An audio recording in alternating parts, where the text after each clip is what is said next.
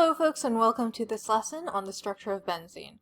By the end of this lesson, you should be able to explain the effect that resonance has on the structure of benzene using physical and chemical evidence. Now, benzene is very special for a variety of reasons. It has the formula of C6H6. It is 6 carbons that are in a ring, and then each of those carbons have one hydrogen that is bonded to each of them. Now, when you take a look at the structure that I have here, you're probably going to notice that there aren't enough electrons in here, and yes, that is the case. You actually do have double bonds happening every other bond, so to say. Now, these have to be every other bond because if it were next to each other, then your carbon would have too many electrons. Now, if you have done organic chemistry already, then you are going to see that structure and go, that's a lot of work to draw. And you already know about the way that this kind of structure is drawn. Whenever you have an organic compound, you can draw it so that you have the lines.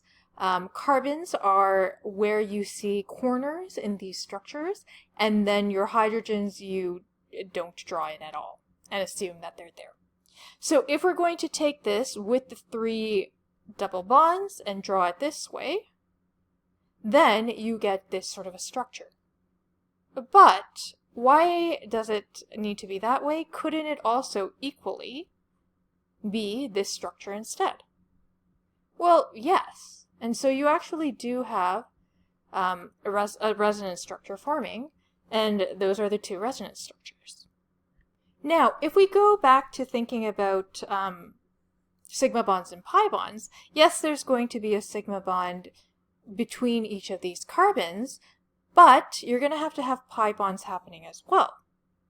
So in this structure, you would have a pi bond going between these 2 carbons, there would be a pi bond going between these 2 carbons, and then there would be a pi bond going between these 2 carbons.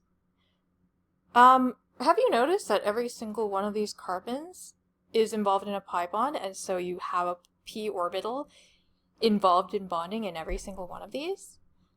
Well, that's one of the reasons why, when you actually look at the structure of benzene, you're not going to see that it is just 3 double bonds. You get something else instead. If you remember what we were talking about in the delocalization lesson, you have all these pi bonds. Having electrons concentrated in one place is not very energetically favorable.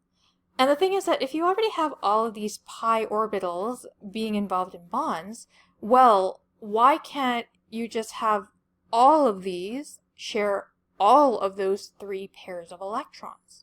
And so that is what actually happens. So instead of having 3 distinct pi bonds, you actually take all 6 of those p orbitals, overlap all of them together, and have these 3 bonds worth of electrons, those 6 electrons, being shared between all of these 6 carbons. So you have delocalized electrons because these electrons are being shared with all of the carbons instead. And also you have them in a ring, so you end up with a delocalized pi ring. Now, because of this delocalized pi ring, you are also going to see benzene represented as you have your 6 carbons, and you don't draw the electrons, hydrogens, but they're still there.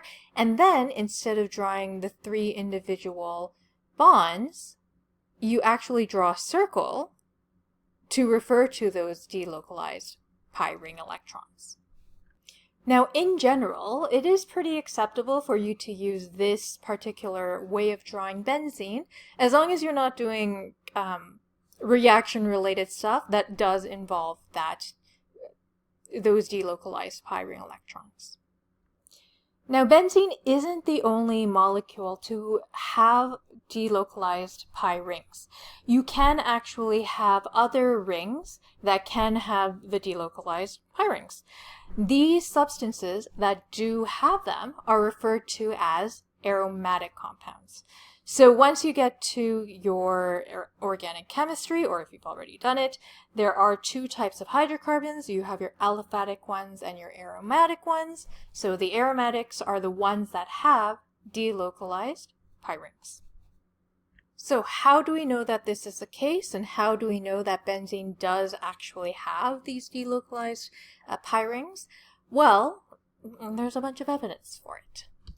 So you do have physical evidence in X-ray diffraction.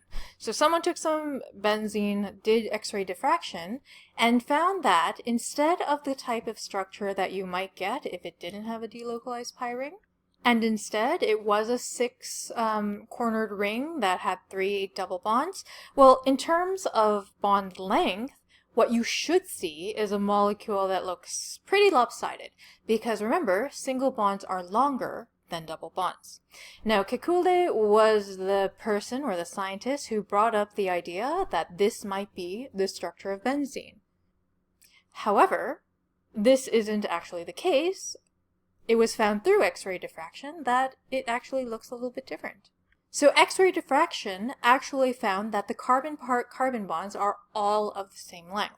So you don't have this one is bigger, one is smaller type situation. And actually, the bond length was between a single carbon-carbon bond and a double carbon-carbon bond.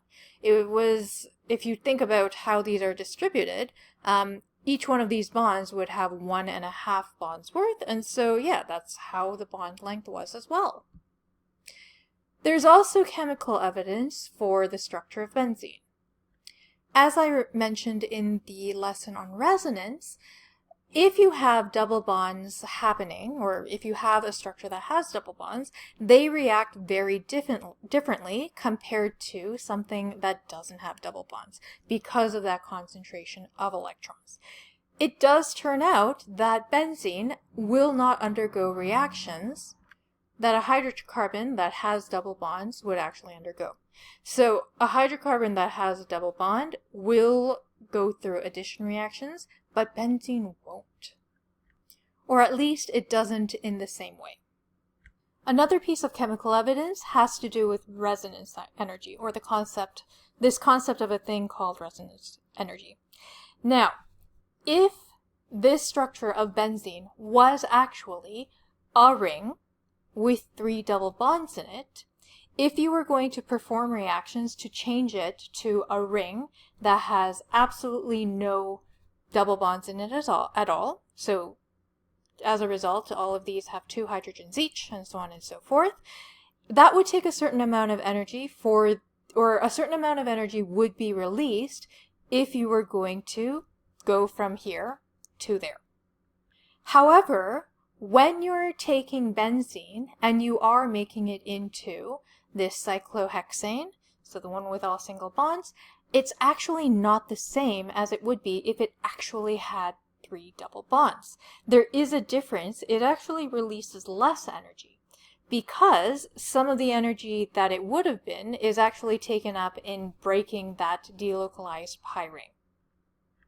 Now, the last piece of evidence that we're going to talk about is when you take benzene and you take some of those hydrogens, or 2 of them rather, and you start substituting them, if it were actually like the Kekulé structure and you had the double bonds being in specific places, then when you had those chlorines next to each other, you would have 2 distinct isomers being formed. One where there is a double bond between the chlorines, and one where there's a single bond between the chlorines.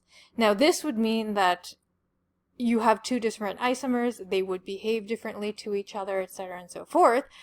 But if you actually take a look at all of the benzenes where you substitute chlorines and have them next to each other, all of them end up being the same. That's it for this lesson. I'll see you next time.